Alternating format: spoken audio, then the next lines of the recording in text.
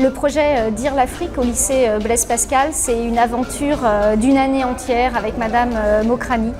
On s'est lancé un challenge, faire venir des masques au lycée. Le musée hors les murs, depuis aujourd'hui, est une réalité. Les élèves ont construit cette exposition, ont participé à la création de reproductions de masques et aujourd'hui se sont fait eux-mêmes les ambassadeurs de leur culture. Par leur discours, leur volonté de s'approprier leur patrimoine et par leur désir de voir ces œuvres, ces masques sur leur territoire et dans leur musée, ils nous ont fait partager leur enthousiasme pour ce grand moment qu'est l'appropriation par les nouvelles générations de leur culture et de leur patrimoine. Aujourd'hui, c'était l'inauguration. Le conteur de Mbed Zirandong a accompagné les enfants et a participé à cette première journée. Les élèves de 5e se sont fait les guides de leurs pairs et de leurs camarades de 6e. Ils ont appris avec les médiatrices du musée quelles étaient les œuvres importantes, pourquoi, comment constituer un cartel. Ils ont créé ces cartels avec l'aide de l'IFG et du Fab Lab. Et après, ils ont pu exposer sous les masques chacun de leurs cartels. Les élèves accueillent donc les élèves de 6e et leur présentent leur production et ce qu'ils ont compris de chaque masque. Bonjour, le masque que nous allons vous présenter est l'Ekouk. Ce masque est vivant, il danse. Il appartient au groupe ethnique Kwélé. Au Gabon, les Kwélé se situent en forêt sur la frontière nord-est de la République du Congo entre la rivière Dja et les Vindo. Quelques-uns vivent également dans le sud du Cameroun.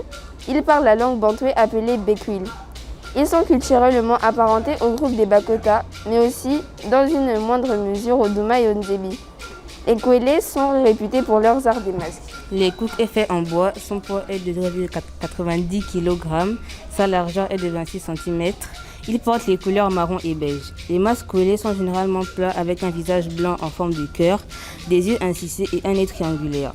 Ils sont différemment nommés Pipi Bidze, Ekouk ou Zoku et sont associés aux ancêtres et aux esprits de la forêt. Le masque Ekouk évoque l'antilope dont les cornes se rejoignent en boule sous le menton. Ce masque, accroché dans les maisons pour attirer les forces bénéfiques, était rarement porté sauf à des rares occasions durant les cérémonies d'initiation du culte des Bouétés. Sa fonction est d'animer un village afin d'activer les forces bénéfiques habitant le Bouété et d'en assurer la cohésion sociale. Ce masque est vivant et il danse.